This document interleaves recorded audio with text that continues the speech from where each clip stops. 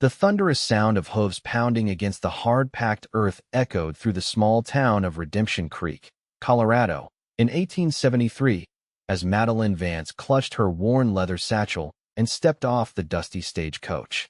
Her emerald eyes scanned the unfamiliar main street while she tucked a loose strand of auburn hair beneath her bonnet, trying to ignore the whispers that followed her like shadows.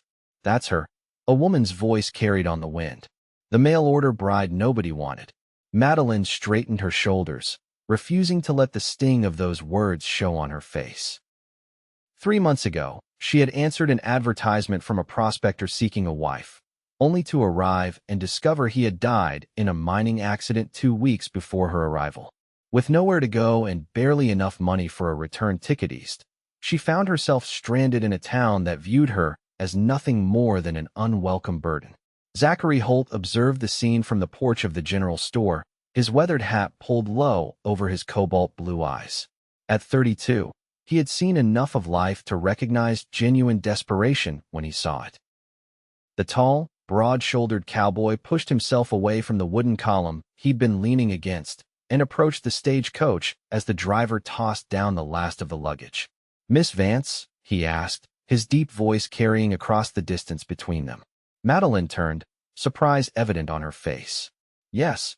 Name's Zachary Holt. I was a friend of Edward's. Thought someone should be here to meet you, considering the circumstances."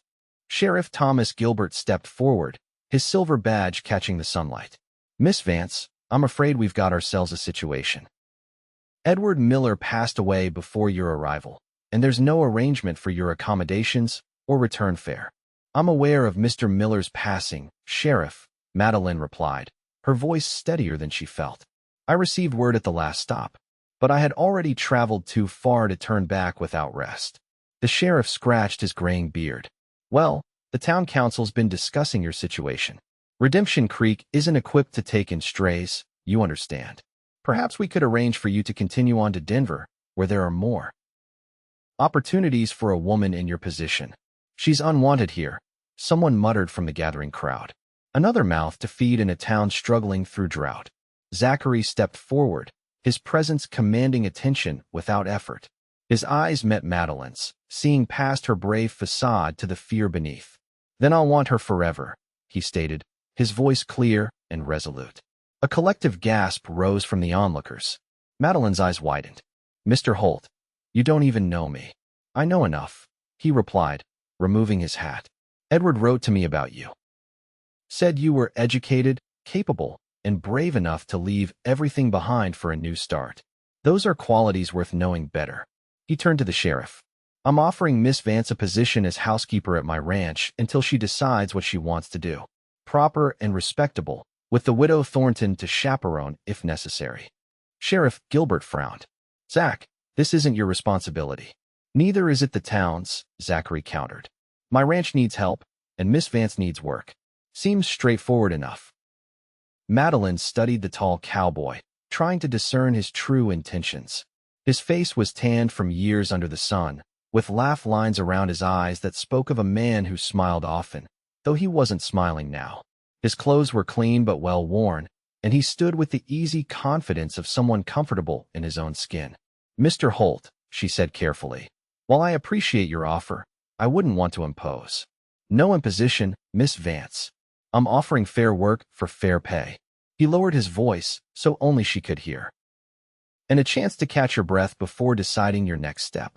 Madeline considered her options, which were admittedly few. The stagecoach would leave tomorrow, but she had nowhere to go and barely enough money for a night at the hotel. "I accept your offer, Mr. Holt," she finally said. "Temporarily."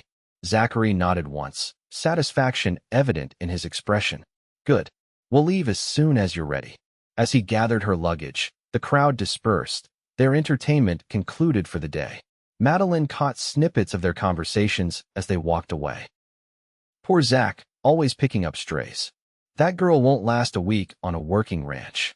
Better her than another saloon girl, I suppose." An hour later, they were traveling in Zachary's wagon along a winding dirt road that led out of town.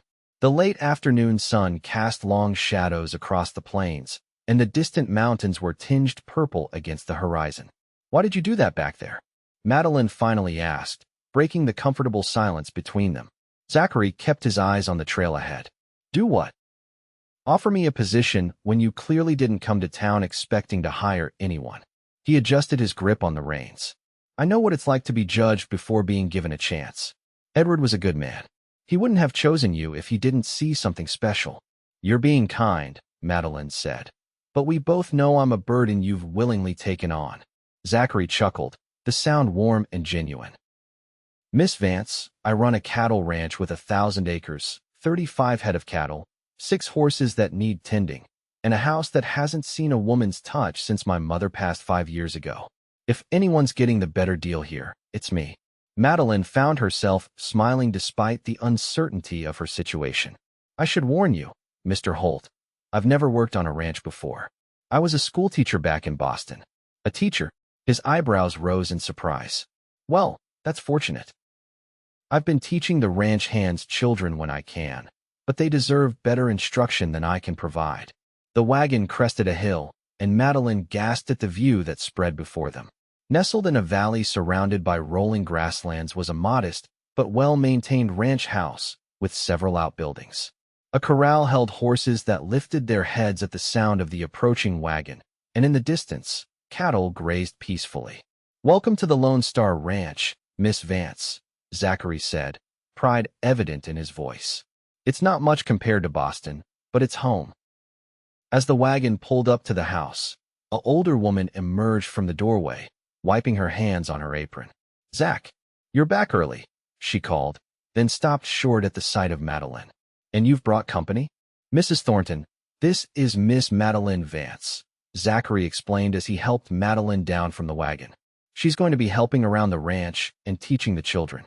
Miss Vance, this is Martha Thornton, who keeps me and this place from falling apart. Martha's kind eyes assessed Madeline with open curiosity. The mail-order bride who was meant for Edward Miller? Madeline nodded, steeling herself for more judgment. Instead, Martha surprised her by taking her hand warmly. Well, his loss is our gain, I suppose. Come inside, dear. You must be exhausted after your journey. The interior of the ranch house was simple but comfortable, with solid furniture and clean, if worn, furnishings.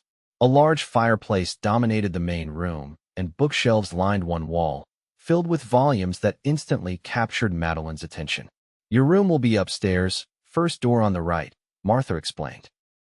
It was Zach's mother's room, but we've kept it clean and aired out. I couldn't possibly take, Madeline began.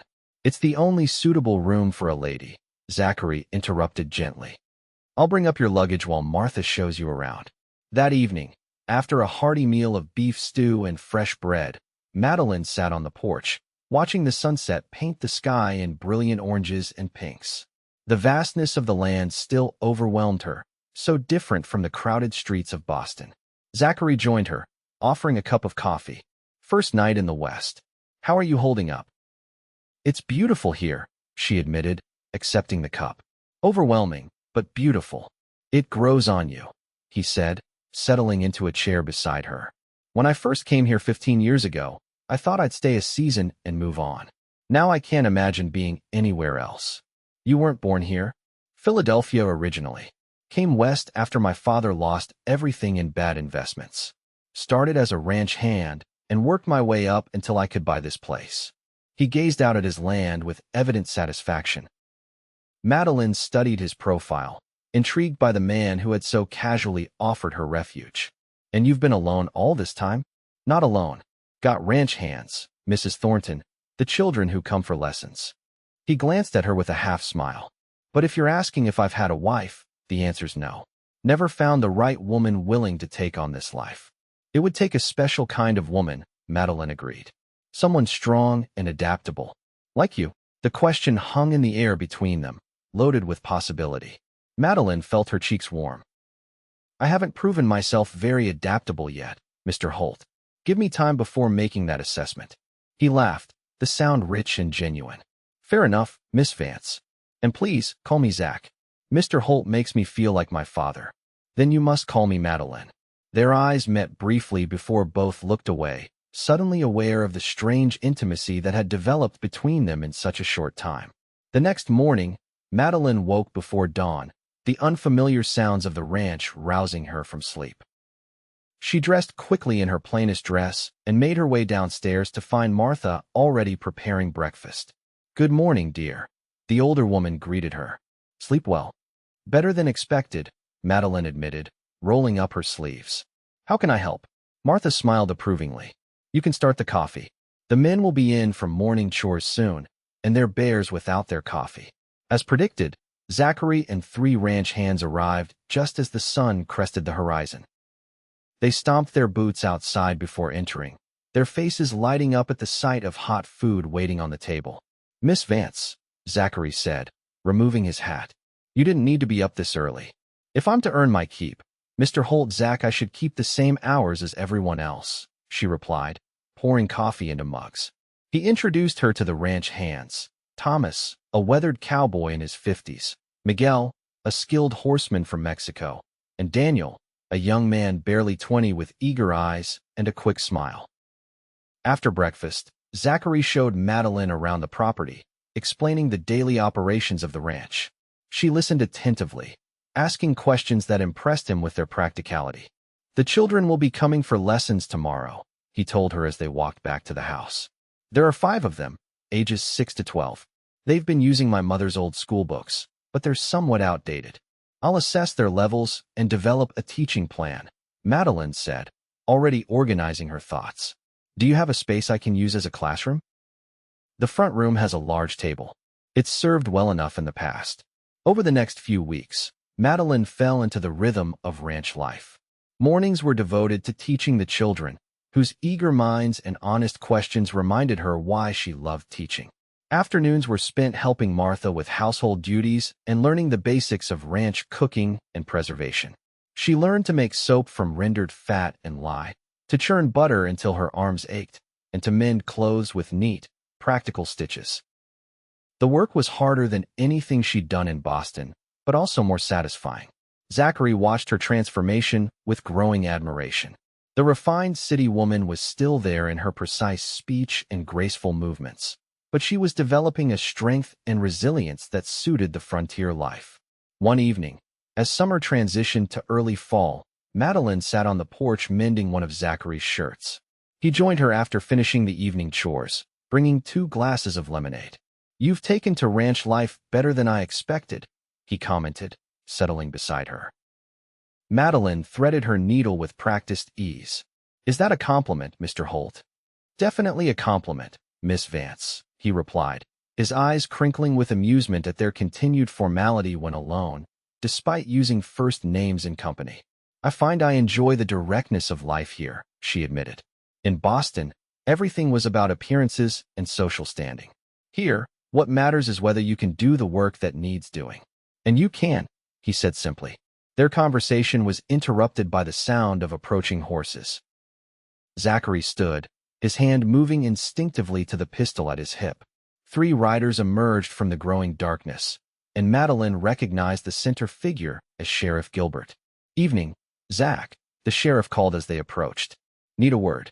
Zachary stepped off the porch to meet them, and Madeline strained to hear their conversation. The sheriff's voice carried on the still evening air. "Got a telegram from Boston today. Seems Miss Vance is being sought by her former employer, a Mr. James Wentworth. Says she left with school funds." Madeline gasped, rising to her feet. "That's a lie." Zachary turned to look at her, his expression unreadable. "You want to explain, Madeline?" She descended the porch steps, anger burning through her veins. "James Wentworth was the school board president. He made advances toward me. When I refused him, he threatened to ruin my reputation. I left Boston because he was making it impossible for me to continue teaching there." "And the missing funds?" Sheriff Gilbert asked skeptically. "There are no missing funds," Madeline insisted. "That's his fabrication to force my return." The sheriff handed Zachary a paper. "Telegram says otherwise. Says she took $50 from the school treasury before disappearing." "That's my own money," Madeline cried. "My salary for the term. He withheld it until I agreed to his terms. I took only what I was owed." Zachary studied her face, searching for truth. "You believe her, Thomas?" The sheriff sighed. "Doesn't much matter what I believe. I got no jurisdiction over crimes committed in Boston. But if Mr. Wentworth sends someone with proper papers, I'd have to let them take her back to face charges. And if she were no longer Miss Vance? Zachary asked quietly. Both Madeline and the sheriff stared at him in surprise. What are you suggesting, Zach? The sheriff asked. I'm suggesting that if Miss Vance were Mrs. Holt, her legal situation would be considerably different. He turned to Madeline, his expression serious. Would that solve your problem, Madeline? Are you proposing marriage? She asked incredulously. I am. He took her hand. Not exactly how I planned to ask, but the circumstances seemed to demand it. You can't marry me to solve a legal problem, Madeline protested, though her heart raced at his touch. That's not why I'm asking, Zachary said firmly. I'm asking because these past weeks have shown me what my life was missing. I'm asking because I want you to stay, not out of obligation, but because we could build something good together.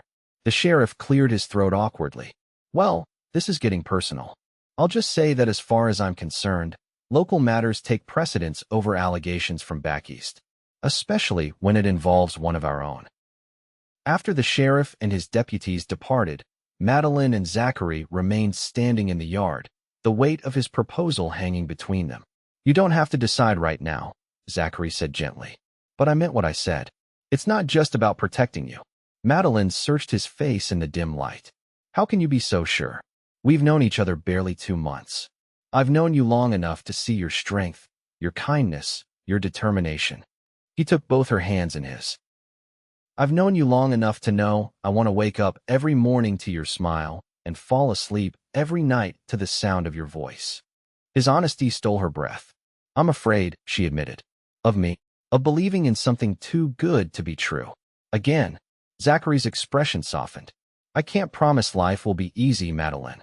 The ranch has good years and bad. There will be droughts and blizzards and all manner of hardships. But I can promise you won't face them alone. 2 days later, Madeline stood beside Zachary in the small church in Redemption Creek, exchanging vows before Reverend Phillips. The ceremony was simple, attended only by Mrs. Thornton, the ranch hands, and a few townspeople whose curiosity had overcome their initial judgment of the unwanted bride. As they rode back to the ranch in the wagon, now as husband and wife, Madeline felt a curious mixture of nervousness and peace. Having second thoughts? Zachary asked, noting her silence. No, she answered truthfully.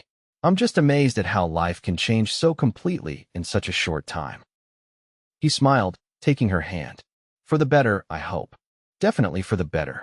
That evening, after a celebratory dinner prepared by Mrs. Thornton, Madeline found herself alone with her new husband for the first time. The awkwardness she had anticipated didn't materialize as Zachary built a fire in their bedroom, and they talked easily about plans for the ranch and the school lessons. When he finally took her in his arms, his kiss was gentle but filled with promise. I meant what I said that first day, Madeline, he whispered against her lips. I'll want you forever. As autumn turned to winter, Madeline found herself thriving in her new role as ranch wife and teacher. The children's education progressed steadily, and she started an evening class for the ranch hands who wanted to improve their reading and writing. Zachary joined these sessions, not because he needed the education, but because he enjoyed watching her teach. Their life together settled into a comfortable rhythm, their partnership strengthening with each challenge they faced together. When an early blizzard threatened the cattle, Madeline worked alongside the men to bring the herd closer to the ranch. When a fever swept through the area, she nursed both Zachary and 2 of the ranch hands back to health. In late January, a stranger arrived at the ranch during a break in the winter weather. Madeline was alone in the house when she heard the knock, Zachary and the men having gone to check on the cattle after the latest snowfall. She opened the door to find a well-dressed man with cold eyes and a superior smile. Mrs. Holt, I presume, he said, removing his hat. Formerly Miss Vance. Madeline's blood ran cold. Who's asking? Harold Wentworth. James is my brother. He sent me to retrieve what was stolen, including you. I stole nothing, Madeline said firmly. And I am not property to be retrieved. Harold's smile didn't reach his eyes. My brother was quite specific about wanting you returned to Boston to face charges. He's a very influential man, Mrs. Holt. Your hasty marriage won't protect you. You should leave, Madeline said, starting to close the door. Harold placed his foot in the doorway. I have men waiting in town. We can do this civilly, or we can make it difficult for you and your cowboy husband. You're trespassing on my property, came Zachary's voice from behind Harold. He sat on his horse, rifle in hand, his expression dangerously calm. I suggest you remove your foot from my door before I remove it for you. Harold turned slowly. Mr. Holt, I was just explaining to your wife that she's wanted in Boston on serious charges. My wife isn't going anywhere, Zachary stated, dismounting. And any charges against her are false. That's for a court to decide, Harold insisted. No court in Colorado would convict a woman for taking her own salary, came another voice. Sheriff Gilbert rode up alongside two other men Madeline didn't recognize, especially when we have evidence of the truth. Harold's confidence faltered. What evidence? The sheriff nodded to one of his companions, a distinguished older gentleman. This is Judge William Peterson from Denver. He took the liberty of corresponding with several of Miss Vance's former colleagues in Boston. They were quite forthcoming about your brother's character and his treatment of female teachers. The second man, dressed in an expensive suit, stepped forward. And I'm Robert Lancaster, attorney. I've been retained by several Boston families who have had similar experiences with James Wentworth. We've been building a case against him for some time. Harold's face paled. My brother is a respected member of Boston society. Your brother is a predator who abuses his position, Lancaster corrected. And you're acting as his accomplice. Sheriff Gilbert dismounted. Mr. Wentworth, you have two choices. You can leave Redemption Creek peacefully today, or you can stay and face charges of harassment and attempted kidnapping. Harold looked from the sheriff to Zachary, whose hand remained steady on his rifle. This isn't over, he muttered, but turned and mounted his horse. For your sake, it better be, Zachary warned. If I ever see you near my wife again, you'll need more than the law to protect you. They watched in silence as Harold rode away. Once he was out of sight, Zachary rushed to Madeline, gathering her in his arms. Are you all right? He asked, his voice rough with concern. I am now, she assured him, trembling slightly from the confrontation. How did you know? Sheriff Gilbert answered as he approached the porch. One of my deputies recognized Wentworth when he arrived in town asking questions. He didn't like the man's manner and sent word to me immediately. And the judge and lawyer? Madeline asked, still processing what had happened. Actually in town on circuit business, the sheriff explained. But when I mentioned your situation, they were very interested. Seems your Mr. Wentworth has quite a reputation back east. Later that evening, after the excitement had died down and they were alone, Madeline sat with Zachary before the fire. His arm was around her shoulders, holding her close. I was so afraid when I saw him at the door, she admitted. Not just for myself, but for what it might do to us, to have my past return like that. Zachary kissed her forehead. Nothing from your past could change what I feel for you, Madeline. She looked up at him, still amazed by the depth of his devotion. When you stood up for me that first day in town, did you ever imagine we'd end up here? I hoped, he confessed with a smile. From the moment I saw you step off that stagecoach, so brave and alone, I knew you were someone special. They all thought I was unwanted, she remembered.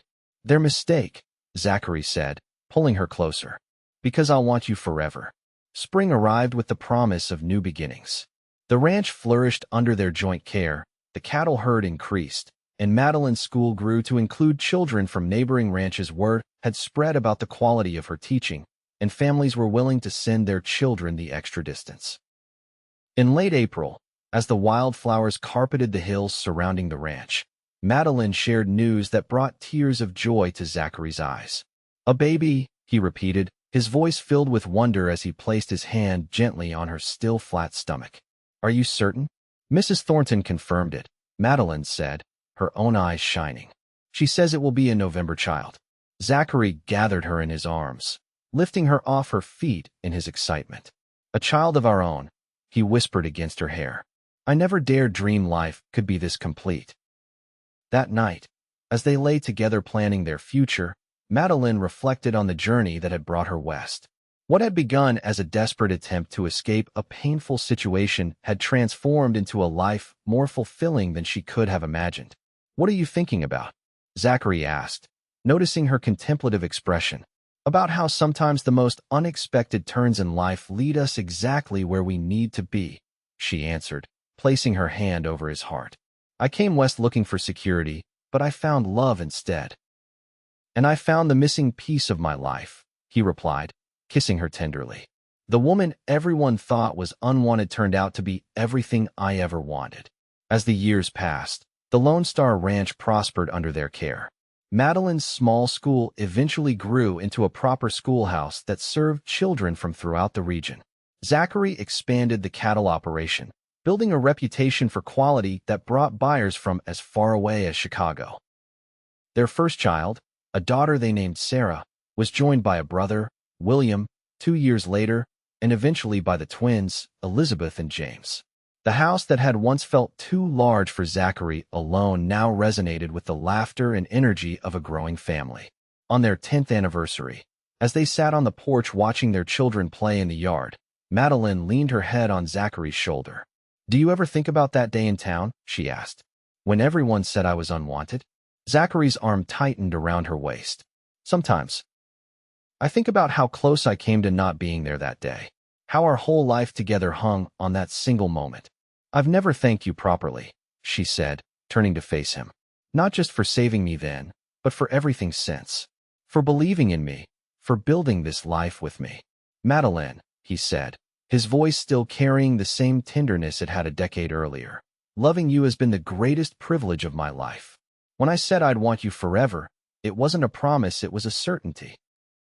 As the sun set over their land, painting the sky in brilliant hues of orange and purple, they shared a kiss that held the depth of their journey together, from strangers thrown together by circumstance to partners bound by a love that had only grown stronger through the challenges they'd faced. The unwanted bride and the cowboy who had claimed her had built something remarkable together, not just a prosperous ranch or a growing family, but a love story that would be told in Redemption Creek for generations to come.